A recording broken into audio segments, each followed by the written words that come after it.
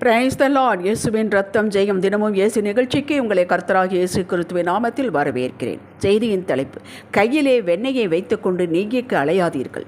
ஆதார வசனம் யோவான் 14ஆம் அதிகாரம் 6வது வசனம். அதற்கு இயேசு, நானே வழியும் சத்தியமும் ஜீவனமாக இருக்கிறேன் என்றார். புது வாழ்வு பெறப்போகிறவர்களே, இயேசு சீஷர்களோடு பேசிக்கொண்டிருக்கிறார். தான் அடையப்போகும் உபத்திரவம், மரணம், பின்பு உயிர்த்தெழுதல் பற்றி பேசிக்கொண்டே வந்தவர், உங்கள் இருதயம் கலங்க வேண்டாம். நான் உயிர்த்தெழுந்த பின் பரமேறி உங்களுக்காக ஒரு ஸ்தலத்தை ஆயத்தம் பண்ணுவேன். நான் மறுபடியும் வந்து, அதாவது 2ஆம் வருகை, உங்களை என்னிடத்தில் சேர்த்து கொள்வேன் என்றார். நான் போகும் இடத்தை நீங்கள் அறிவீர்கள், வழியும் அறிவீர்கள் என்று அவர்கள் புரிந்து கொண்டிருப்பார்கள் என்று நம்பி சொன்னார். அவர்களோ, ஆண்டவரே, நீர் போகிற இடத்தை அறியோமே, வழியை நாங்கள் எப்படி அறிவோம் என்றார்கள். அப்பொழுதுதான் இயேசு இந்த ஒப்பற்ற வெளிப்பாட்டை கொடுத்தார். நானே வழியும் சத்தியமும் ஜீவனமாய் இருக்கிறேன் என்று. இது உலகத்தை உடைக்கும் ஒப்பற்ற வாக்கியம். நம்முடைய மொத்த வாழ்வே இந்த 3 வார்த்தைகளுக்குள் தான் அடைப்பட்டு இருக்கிறது. சீசர்களுக்கு அன்று புரியாமல் இருந்திருக்கலாம், ஆனால் நமக்கோ அவர் கிருபையினால் தினந்தோறும் ஒவ்வொரு வாக்கை கொடுத்ததை பிட்டு கொடுக்கிறார். தினமும் கேட்கிறோம், தியானிக்கிறோம். அந்த சமயத்தை சீசர்களுக்கு ஆவியின் நிறைவு இல்லை, ஏனென்றால் கர்த்தர் இன்னும் மகிமைப்படவில்லை.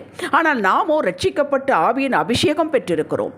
தினமும் ஆவியானவர்தான் உங்களுக்கு இதை பிட்டு வெளிச்சம் கொடுத்து புரிய வைத்து இந்த சத்திய வாக்குகளை தியானிக்க செய்து ஜெபிக்க வைக்கிறார், தூண்டுகிறார். ஜெபத்தின் ஆவி, விண்ணப்பத்தின் ஆவி ஊற்றுகிறார். இது நமக்கு கிடைத்த மாபெரும் ஸ்லாக்கியம். இந்த பூலோகத்தில் நம்மை நிறைவாய், சுகமாய், சமாதானமாய் வாழ வைத்து பரத்திலும் யுக யுகமாய் அவரோடு இருக்கும் நித்திய ஜீவனை கொடுப்பதாக வாக்களித்துள்ளார். இதுதான் அவருடைய சித்தம் என்று தெளிவாக சொல்லிவிட்டார். வாக்கு கொடுத்தவர் உயிரோடு இருக்கிறார், வாக்கும் உயிரோடு இருக்கிறார். வாக்கும் அவரும் ஒன்றே, சர்வ வல்லமையோடு இருக்கிறார். இதில் என்ன குறைச்சல்? அவரிடம் மனமும் உண்டு, பணமும் உண்டு. ஆகையால் நாம் கவலைப்படுவதற்கு முகாந்திரமே இல்லை. ஆதியாகும் 17ஆம் அதிகாரம் 1-2 வசனங்களை நான் உங்களுக்காக வாசிக்கிறேன். ஆபிரகாம் 99 வயதான போது கர்த்தர் ஆபிரகாமுக்கு தரிசனமாகி, நான் சர்வ வல்லமையுள்ள தேவன், நீ எனக்கு முன்பாக நடந்து கொண்டு உத்தமனாயிரு. நான் உனக்கும் எனக்கும் நடுவாக என் உடன்படிக்கையை ஏற்படுத்தி உன்னை மிகவும் திரளாய் பெருக பண்ணுவேன் என்றார். ஆபிரகாமுக்கு 99 வயதாகி விட்டது என்பது ஏன் இந்த இடத்தில் குறிப்பிட வேண்டும்? அவன் சரீரத்தை பலன் இருக்கும்போது ஆகாருக்கு இஸ்மவேலை பெற்றுவிட்டான். இப்பொழுது 99 வயது, ஒன்றுமில்லை, சரீரம் செத்து விட்டது. அப்பா இவன் இப்பொழுது அவர் சொல்கிறார், அப்பா ஓ சரீரம் செத்து விட்டது, சூழ்நிலைகள் எல்லாம் எதிராக இருக்கிறது. நான் சர்வ வல்லமையுள்ள தேவன், நானல்லவா உன்னை அழைத்தேன், நானல்லவா உனக்கு ரட்சிப்பு கொடுத்தேன், நானல்லவா உனக்கு வாக்கு கொடுத்தேன், இப்பொழுது என்னுடைய வல்லமையை நீ நில் என்பது போல பேசுகிறார். இப்போ சரீரம் செத்து விட்டது உண்மைதான்.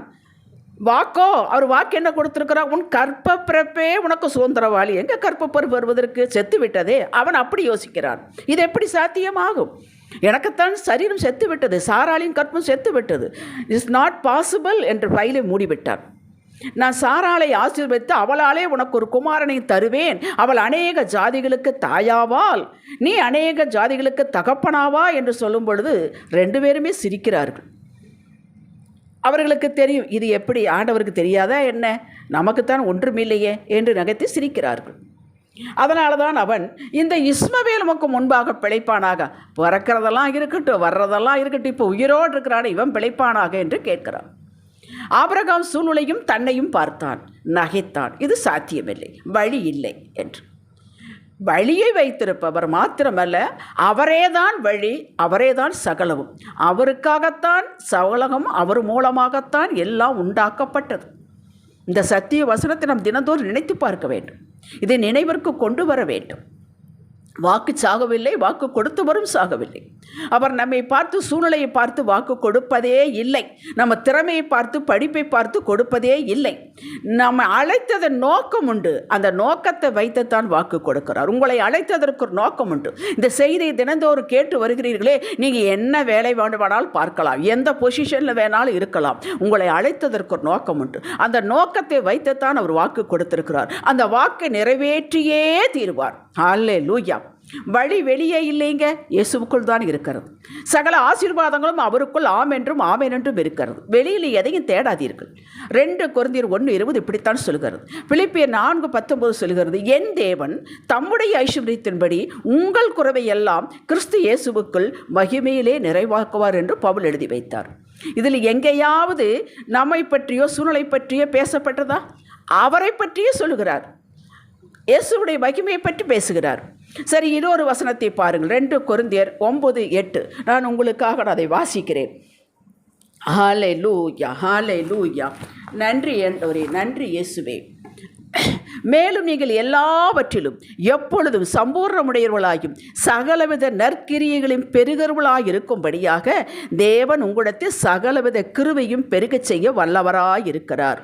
அவர் பெருகச் செய்ய வல்லவராயிருக்கிறார். இங்கே எங்கேயாவது நம்மளை பற்றி சொல்லப்பட்டிருக்கிறார் யோசித்து பாருங்கள். நம்முடைய திறமை சூழ்நிலை பேசப்பட்டிருக்குதா? அவரை பற்றியே பேசிக்கொண்டிருக்கிறார். இனியும் பாருங்கள், ரோமர் 8:22 அன்றியும் அவருடைய தீர்மானத்தின்படி அழைக்கப்பட்டவர்களாய் அவரிடத்தில் அன்பு கூறுகிறவர்களுக்கு சகலமும் நன்மைக்கு ஏதுவாக நடக்கிறது. இந்த வசனங்களை எல்லாம் அடிக்கடி தியானம் பண்ணுங்க. நம்மை கைவிடவே மாட்டார். வழியை வெளியே தேடாதீர்கள். சத்தியத்தை உண்மையை வெளியே தேடாதீர்கள். அது உங்களுக்குள்ளேயே இருக்கிறது. அதை வைத்திருக்கிற உங்களுக்குள்ளேயே இருக்கிறார். நாம் செய்ய வேண்டியது என்ன என்பதை மட்டும் அவர் சொல்லுகிறார்.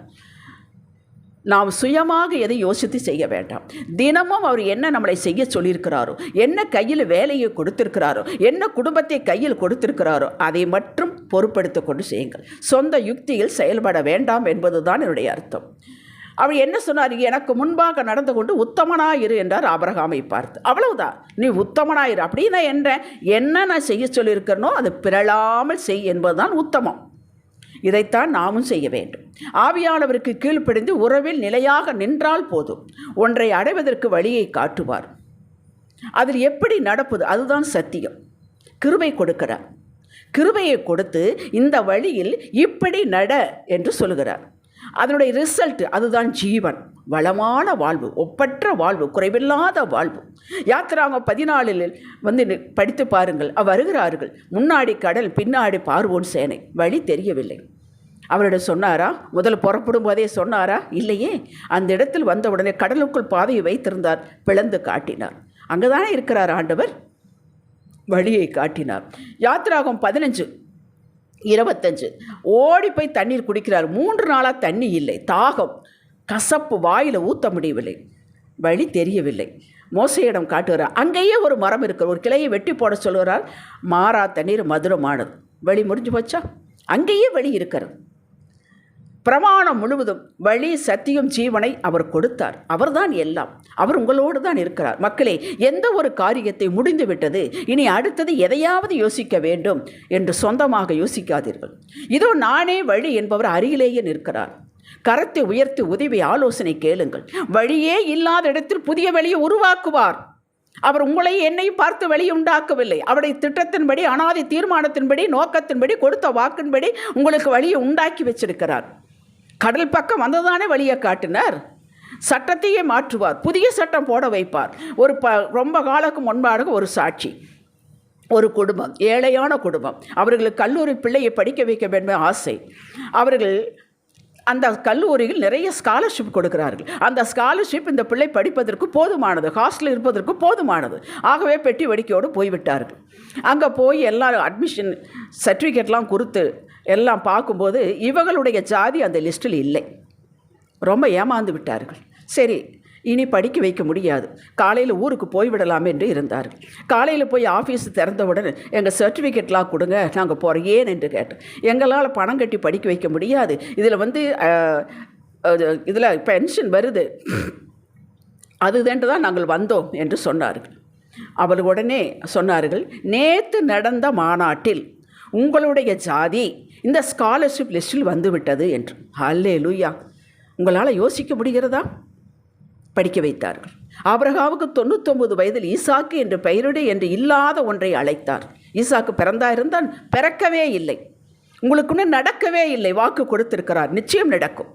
உங்களுக்கு இன்றும் நடத்த விருப்பம் உள்ளவராகவே இருக்கிறார். பயப்படாதீங்கள், விசுவாசம் உள்ளவர்களாக இருங்கள். உங்களுக்கு எப்போவோ நான் சொல்லக்கூடியது, அந்த மார்க் 5ஆம் அதிகாரத்து வரக்கூடிய 12 வருட பெரும்பாடுள்ள ஸ்திரீ மூடிவிட்டாளா ஃபைலே? எல்லாம் முடிந்து விட்டது, சகலமும் முடிந்து விட்டது. இன்னும் ஒன்று ட்ரை பண்ணி பார்க்குறேன் என்று கூட அவர் சொல்லவில்லை. வழியும் சத்தியும் ஜீவனமாக இருக்கிறவரை பார்த்து சொன்னால், போவேன், வஸ்திரத்தை தொடுவேன், சொஸ்தமாவேன். அவ்வளவுதான். தொட்டால் சொஸ்தமானார். மெடிக்கல் ரிப்போர்ட் என்ன வேண்டுமானாலும் சொல்லட்டும், சரீர நிலைமை எப்படி வேண்டுமானாலும் இருக்கட்டும், எவ்வளவு காலமாக அந்த வியாதி இருந்தாலும் இருக்கட்டும், இந்த மார்க்குக்கு அட்மிஷனே கிடையாது, வாய்ப்பே இல்லை, நோ என்ட்ரி போர்டு புட்டு விட்டார்கள் என்ற நிலையாக இருக்கட்டும், எதுவானாலும் இருக்கட்டும், எத்தனை தடங்கள் வேணாலும் இருக்கட்டும், நீங்கள் கவலைப்படாதீர்கள். வழியும் சத்தியும் ஜீவனமாக இருக்கிறவர், ஐடியா கொடுக்கிறவர், ஆலோசனை கொடுக்கிறவர், வாய்க்கை செய்கிறவர், ஜீவனை கொடுக்கிறவங்க கூடவே நடக்கிறார். வெண்ணெய் கையிலேயே இருக்கிறது, எல்லாம் செய்வார். சொந்த வீடு, கார், இனி நமக்கெல்லாம் ஆசைப்படக்கூடாது, நமக்கெல்லாம் இது கிடைக்காது என்று அங்கலாப்புப்படாதீர்கள். யார் சொன்னது? இயேசு சொன்னாரா? அப்படி என்றால் அவரையே கேளுங்க. ஏனப்பா என்னை ரட்சித்தீர்? ஏனப்பா என்னை கொண்டு வந்தீர்? ஏன் இவ்வளவு உலகத்தில் காட்ட வைத்தீர்? நான் ஏங்கி கொண்டு இருக்க வேண்டுமா என்று கேளுங்கள். இங்கே கேட்பதற்கே அவசியமே இல்லை, கொடுப்பார். மோசையை போல கர்த்தரிடம் ஓடி வந்து முழங்கால் படியிருங்கள். என்னிடம் இல்லையப்பா என்று சொல்லவே மாட்டார், கை விரிக்கவே மாட்டார். என்னால் முடியாதப்பா என்று சொல்லவே மாட்டார். கிரகிக்க முடியாத பெரிய காரியங்கள் உங்கள் வாழ்வை செய்வார். உங்கள் நம்பிக்கையை தூக்கி பிடிப்பார். உங்கள் விசுவாசத்தை கனப்படுத்தி எல்லாருக்கும் காட்டுவார். தைரியமாக கேளுங்கள், தைரியமாக இருங்கள். உங்கள் மன விருப்பத்தின் எல்லாவற்றை நிறைவேற்றுவதற்காகத்தான் அவர் உங்களோடவே இருக்கிறார். அதையெல்லாம் வைத்துக்கொண்டு ஊரே தேடாதீர்கள், ஊரே ஆலோசனை கேட்காதீர்கள். கையில் வெண்ணெயை வைத்துக்கொண்டு நெய்யிற்கு அலையாதீர்கள். ஜெபிக்கலாம். தகப்பனே, நீர் எப்போது என்னோடு இருக்கிறீர், உம்முடையதெல்லாம் என்னுடையது என்று சொல்லி இருக்கிறீர். மோசேக்கு உம்முடைய வழியும் இஸ்ரவேல் மக்களுக்கு உம்முடைய கிரியை, அதாவது ரிசல்ட்டை காட்டினீர். அப்படி எங்களுக்கும் காட்டுவீர். வழியும் காட்டுங்கள், ஆலோசனை காட்டுங்கள், கிருபை கொடுங்கள், வழி நடத்துங்கள், வளமான வாழ்வை காட்டுங்கள். எங்களால் ஒன்றும் முடியாதப்பா, உம்முடைய கிருபையில்லாமல் எங்களால் ஒன்றும் முடியாதப்பா. இதோ இந்த கைகளை நான் பரத்துக்கு நேராக உயர்த்துகிறேன். நான் நம்புகிறது அங்கே இருந்து வரும், மேலே இருந்து வரும் என்று அறிக்கை செய்கிறேன். இயேசுவின் நாமத்தில் பிதாவே. இன்றைய சிந்தனைக்கு, என் சிந்தைக்கும் கண்ணிற்கும் வழி தெரியாமல் இருக்கலாம், சகலமும் தெரிந்தவர், வாய்க்க பண்ணுகிறவர் என் கையை பிடித்திருக்கிறார், நடத்துவார் இறுதி வரை. ஆமேன். ஹல்லேலூயா.